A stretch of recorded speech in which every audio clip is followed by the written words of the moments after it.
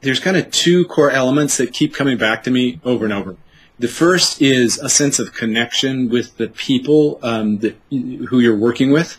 Every time that I've felt that very strongly, it's felt more soulful to me in the places I've worked.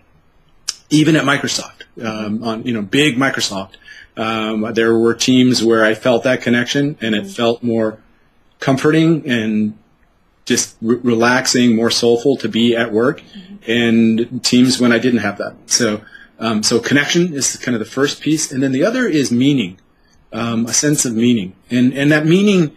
The other thing I've learned is that there's kind of meaning also splits in half. There's like two different types that people tend to talk about. The first one that comes to mind is like, I'm working on something important. This is, going to save the world. And I've had that kind of job, and actually it makes a huge difference. Working at Groundwire, the stuff that we were doing, the organizations we were serving, were working on climate change and getting toxics out of breast milk. I mean, it was this is big stuff, and that was a big draw for people. But there's this other type of meaning that people tend to kind of dismiss as like, it's not that important. It doesn't compare with the big meaning. The first one I call big meaning, and the second one is more like little meaning, and that's just the joy you get from doing something.